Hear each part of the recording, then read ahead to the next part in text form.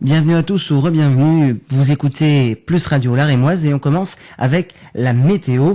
Météo bien évidemment en collaboration avec le site donc LCI TF1 News et Météo. Bien évidemment, vous l'avez remarqué, depuis mercredi les températures ne cessent d'augmenter. Vous avez vu mercredi et jeudi, elles étaient au beau fixe jusqu'à 33 degrés sur la capitale. Mais vous avez pu remarquer également que depuis vendredi, cela se dégrade. Et bien évidemment, c'est donc habituel d'avoir des températures, d'avoir de telles températures. Ce n'est pas habituel d'avoir de telles températures en septembre, c'est-à-dire d'avoir jusqu'à 33 degrés. Mais c'est bien évidemment habituel d'avoir un petit peu de pluie en septembre. Et bien évidemment, la dernière fois que les 33 degrés avaient été atteints, eh bien, c'était au mois de septembre 1973. Mais à peine le temps de s'habituer à ces températures chaudes, à ces fortes chaleurs, qu'une masse d'air froid arrive sur la France à partir de vendredi, explique Olivier Proust. Il y aura de la pluie sur les régions de l'Ouest, entre l'Aquitaine et les côtes de la Manche. Et comme une pluie ne suffit pas, les températures chuteront également. Il fera entre 14 et 22 degrés sur la moitié ouest du pays. À l'est de la France, le soleil persistera toute la journée de samedi et vendredi avec des températures entre 19 et 26 degrés. Bien évidemment, en ce jour samedi, la dégradation va se déplacer pour dimanche vers les régions de l'ouest des Midi-Pyrénées jusqu'aux frontières de la Belgique, pour atteindre la majeure partie du pays qui restera sous un soleil gris et nuageux samedi et dimanche. Les températures pour ce fin de samedi, début de dimanche, donc sur la côte méditerranéenne, qui résistera un petit peu avec des températures comprises entre 16 degrés et 27 degrés. On continue maintenant avec les infos sur Plus Radio La Rémoise, l'actualité nationale et internationale, les 6 infos qu'il faut absolument retenir.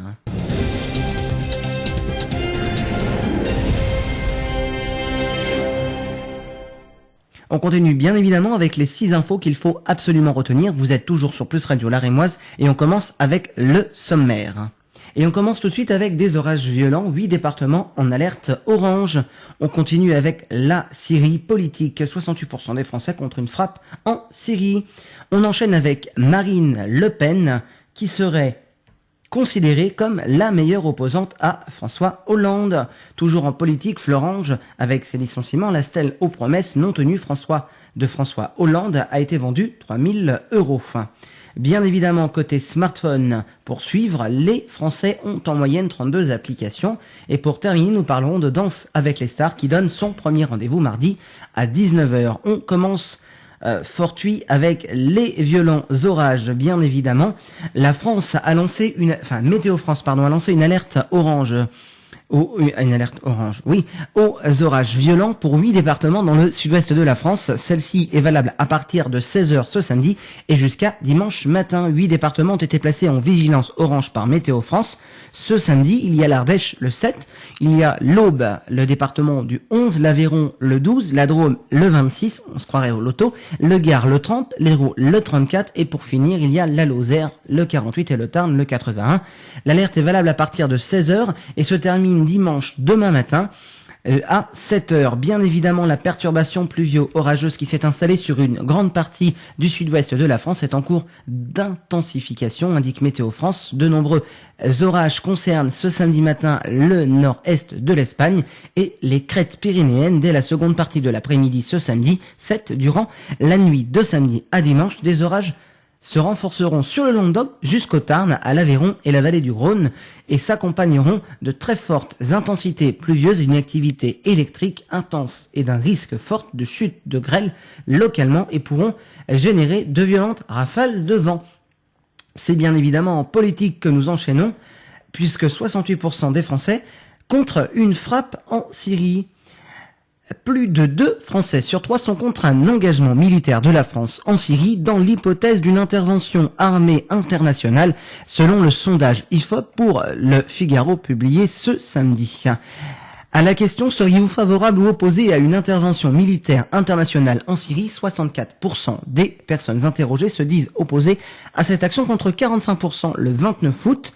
Elles ne sont plus que 36% à être favorables à cette intervention contre 55% le 29 août. Parmi les opposants contre On compte 45% des sympathisants de gauche, 75% des sympathisants UMP, 77% des sympathisants FN.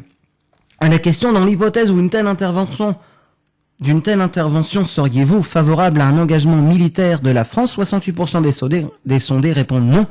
Une hausse de 9 points par rapport au sondage du 29 août. Ils ne sont plus que 32% à être favorables à l'engagement de la France contre 41% au mois d'août.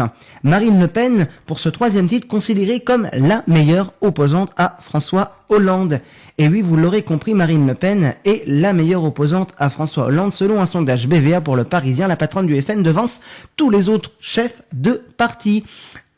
Invité par BVA à désigner le meilleur opposant à François Hollande, 36% place Marine Le Pen du FN en tête, contre 23% pour Jean-François Copé de l'UMP, 17% pour Jean-Luc Mélenchon du Front de Gauche, les deux leaders centristes Jean-Luc Borloo avec 11% et François Bayrou avec seulement 7% ferment la marche selon cette enquête réalisée les 5 et 6 septembre auprès d'un échantillon représentatif de 1051 personnes majeures selon la méthode des quotas.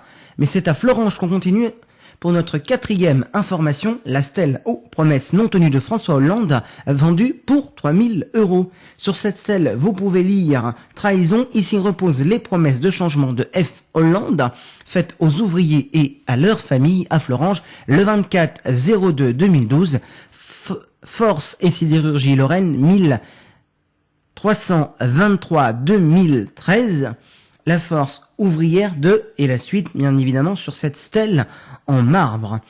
Le produit de la vente de la stèle ira pour moitié au Resto du Cœur et pour moitié aux œuvres sociales de Force ouvrière.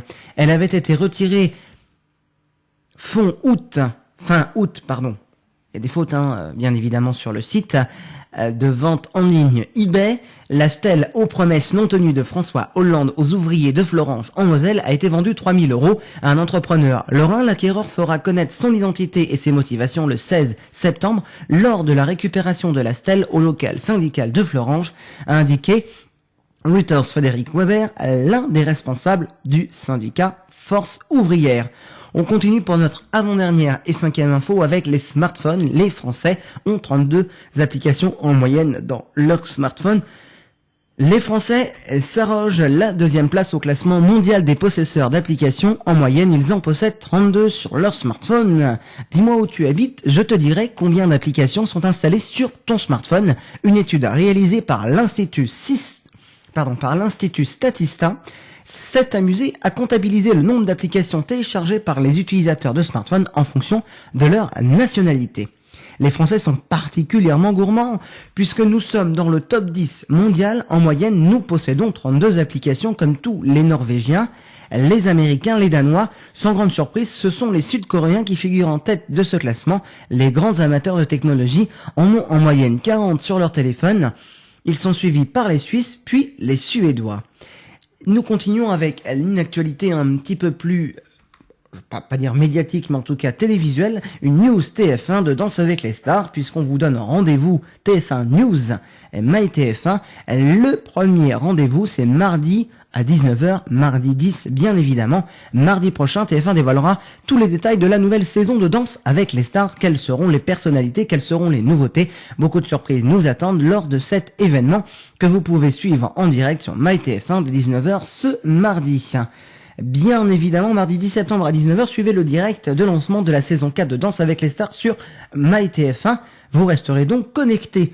En effet, mardi, lors d'un événement exceptionnel, MyTF1 dévoilera en direct le casting complet de la nouvelle saison de Danse avec les stars. En présence des stars, vous pourrez découvrir qui rejoint Tal et Laurie Tillman dans la compétition. Les couples seront ainsi présentés durant cette soirée à suivre, je vous le rappelle, sur mytf1.fr. Eh bien, vous avez suivi la météo, les infos sur Plus Radio La Rémoise. Vous connaissez le principe.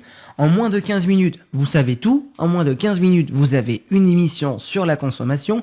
Vous avez des chroniques. Vous avez également une émission sur les médias. Vous avez de la musique. Et vous retrouvez des émissions pouvant aller jusqu'à 45 minutes pour avoir de la musique non-stop, des classements et bien évidemment les titres les plus diffusés en iClub. J'espère que vous êtes très heureux de cette grande rentrée en septembre sur Plus Radio. Plus Radio revient pour vous sur la fin de l'année 2013. On sera peut-être ensemble en 2014. Pour nous retrouver, c'est YouTube et Dailymotion. Et c'est aussi plusradio@laposte.net. À très bientôt sur Plus Radio, bien évidemment, votre nouvelle web radio régionale à tendance nationale.